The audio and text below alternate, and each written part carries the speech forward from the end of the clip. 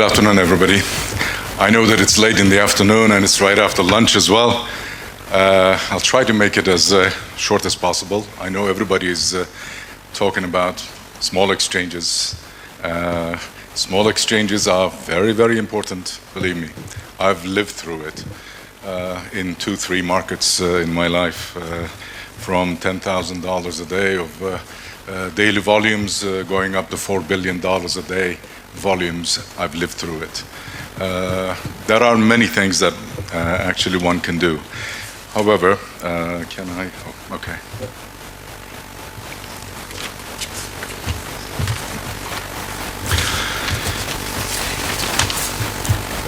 I've got it. Yeah. Thank you.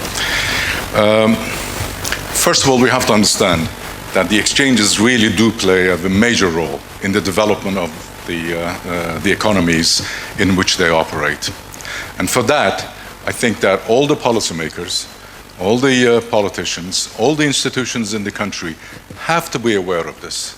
You have to mobilize everybody in the country to be able to develop your market, bring everybody into the capital markets, bring the issuers, the investors, the foreign investors, all sorts of other securities, which all synergize all together to be able to help build the liquidity, which will then grow the exchanges, the capital markets and the economies afterwards.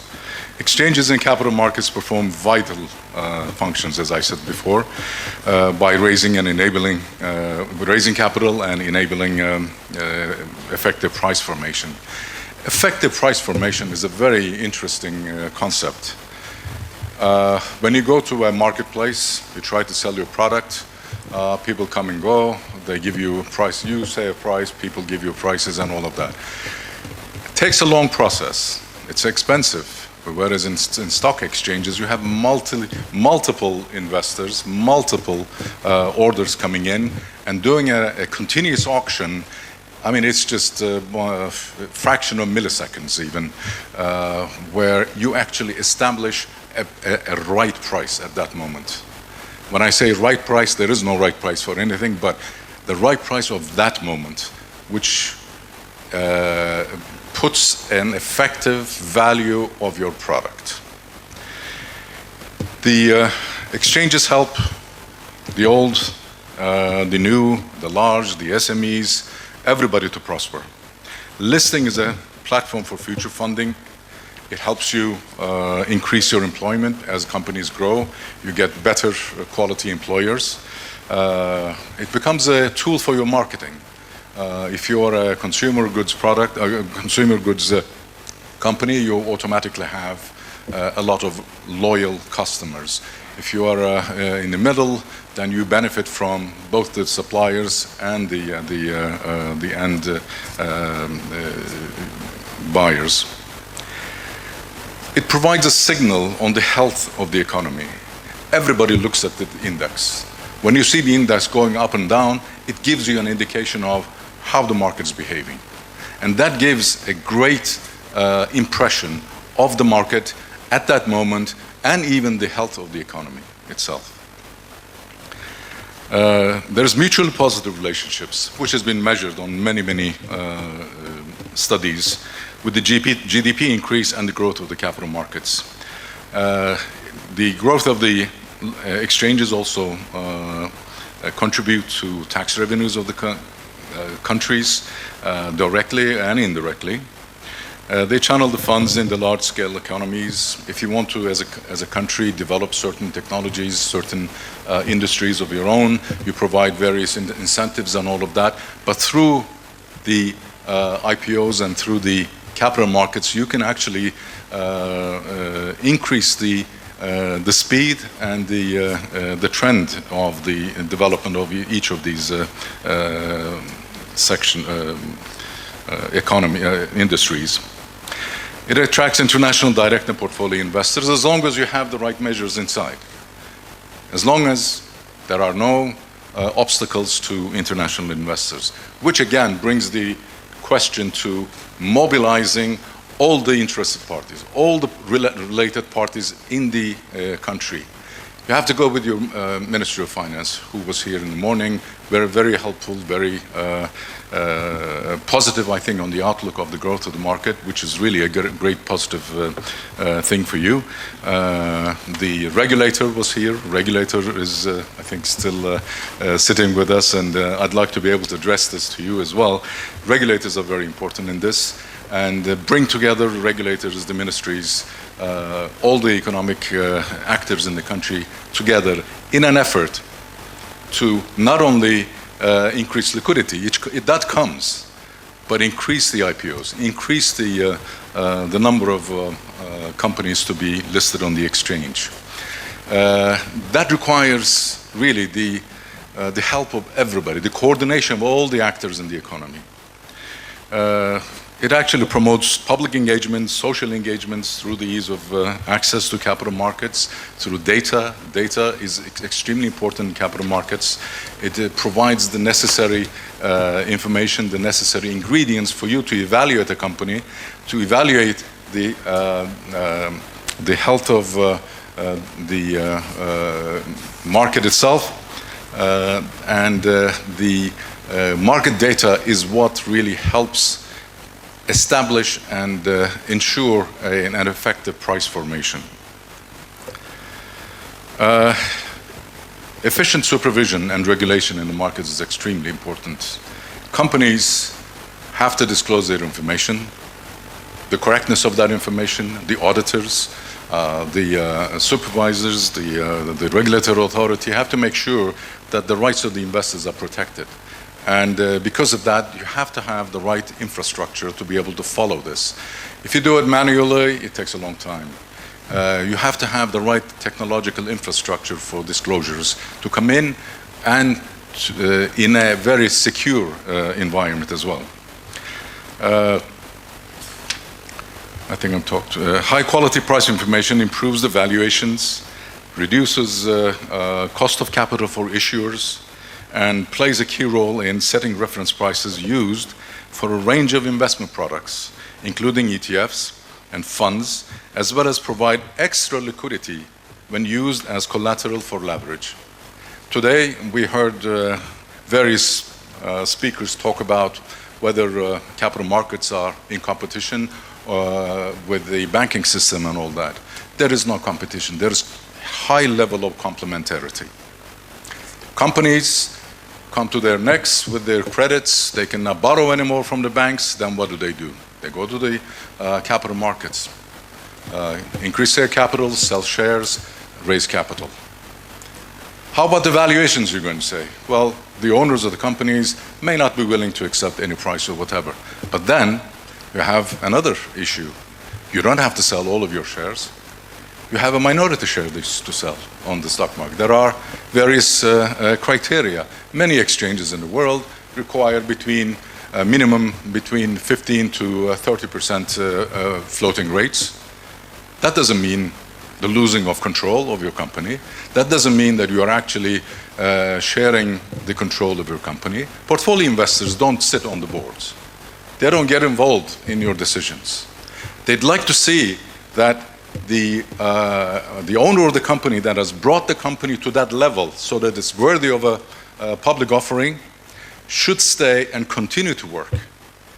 They don't question, as long as you don't infringe on their rights. If you do, then in a collective action, of course they will have a certain say. But I think that understanding both sides really make the right compromise. The importance of local exchanges, we come to that. And whatever I talked about was in general, but the local exchanges.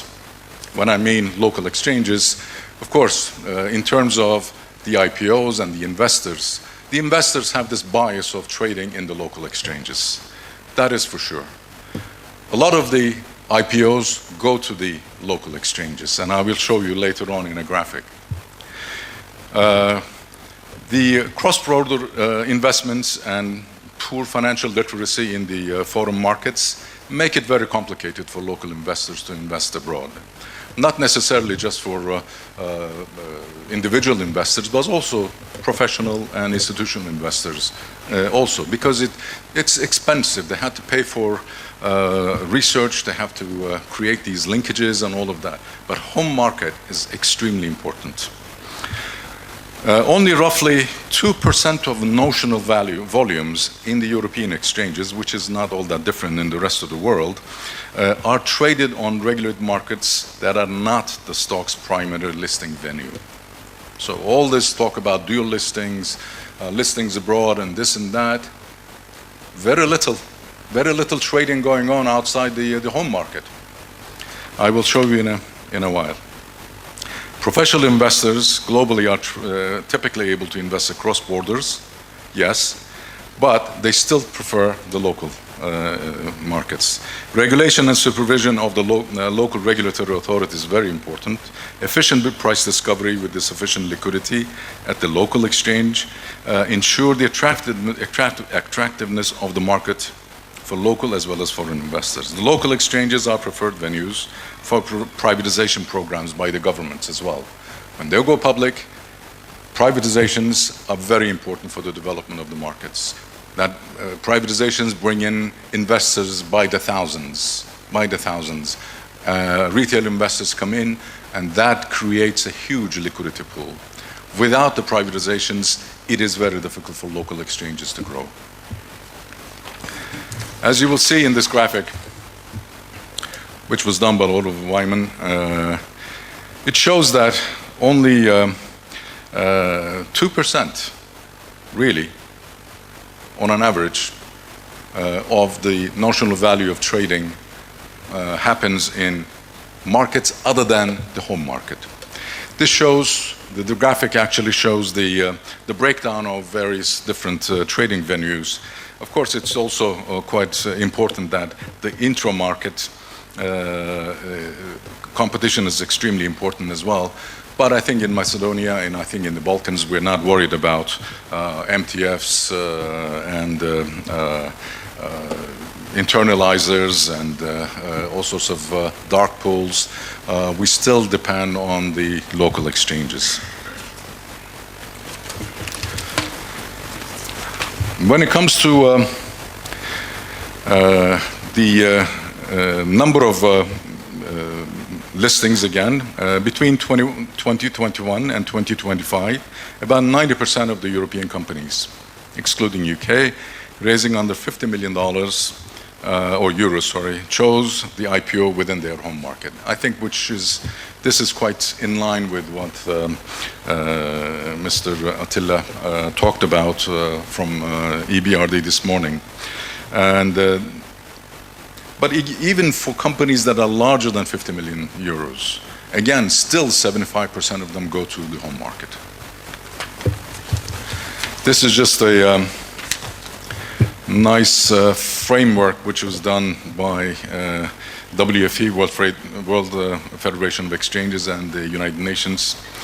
It only just puts it in a nice table of what we've talked about. Talks about policy objectives, key elements in the policy objectives, and on the other side, policy objectives for the mobilization of capital and bringing companies into the market. The importance of governance, the importance of social responsibility are all in there. I'll talk a little bit about the improvement of liquidity. The investor incentives are very important. Changes to tax regimes and financial education can help stimulate demand and trigger the shift towards an investor mind that prioritizes investments.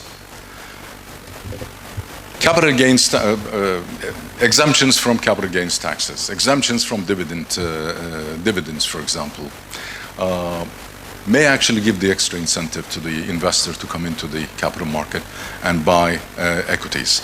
We are only talking about equities, but there are also other securities which I can talk about in a while. Retail investors should be incentivized to allocate a greater portion of their savings through these schemes and tax incentives. a capital market-based pension system, which we talked about. I don't think I should go into that. Capital gains tax exemptions, as I said before. Ease of entry and exit for international investors. Encouragement of development of local institutional investors. How do you develop your local institutional investor base? Again, various incentives can be provided by the regulator, by the Ministry of Finance, through tax incentives, through the pension systems, through many other tools that you can actually help the asset management industry to grow. And once they grow, then they can bring in extra liquidity into the market. Lowering the cost of trading post-trade services. Well, trading should not be expensive. I do understand the need of an exchange for funds, definitely, for their own operations. I've managed an exchange as well, so I know exactly what is required for the expenses of the exchange. But the thing is, there are certain programs that the government can actually provide through which they can provide certain funds to help the local exchanges to invest in technology, because technology is expensive. Trading, infrastructure, post-trade, and now we're talking about, for example, distributed ledger technologies and all these.